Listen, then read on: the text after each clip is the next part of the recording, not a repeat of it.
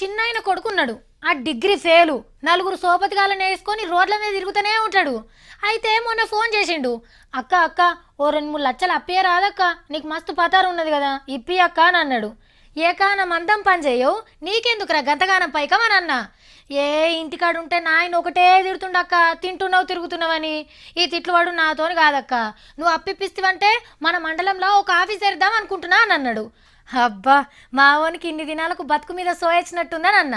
సరే కానీ ఇంతకేం ఆఫీస్ పెడతావు అని అడిగితే ఏం లేదక్క, పండగ కాలం సురువైంది కదా, ఒక ప్రింటింగ్ మిషన్, ఒక కంప్యూటర్, ఒక మనిషిని పెట్టుకుంటే బ్యానర్లు ఫ్లెక్సీలు అచ్చుపోసి హాయిగా బతకొచ్చు, మస్తు గిరాకక్క, ఇల్వకిల్లు ఉంటుంది, ఆమ్దానికి ఆమ్దాని వస్తుంది అన్నాడు.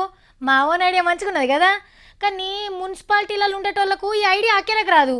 ఎందుకంటే ఫస్ట్ తొలగించాల్సి వస్తే టీఆర్ఎస్ పార్టీ ఫ్లెక్సీలే ఫస్ట్ తొలగించమని చెప్పిన. అందులో ముఖ్యమంత్రి గారి బొమ్మున్నా, నా బొమ్మున్నా, ఇంకెవరి బొమ్మున్నా తీసి పక్కన పెట్టండి. నిన్న పట్ట పగటీలి కరీంనగర్ లో ఈ ఆర్డర్ వేసిండు మంత్రి రామారావు సారు. కానీ ఇలా పొద్దటీలు చూడుర్రి, అదే కరీంనగర్ బ్యానర్లు ఫ్లెక్సీలతోని ఎట్లా కలకలలాడుతున్నదో. చిన్న సీఎం అలీ సార్ వస్తుండని నగరాన్ని గులాబీ రంగులతో షింగారిచ్చిండ్రు. రోడ్ల పొంట ఆడికెళ్ళి ఈడి దాకా మొత్తం నింపేసిండ్రు వాళ్ళ పార్టీ కార్యకర్తలే. మళ్ళా మీదికెళ్ళి అటు సీఎం సార్ బొమ్మ, ఇటు రామారావు సార్ బొమ్మ.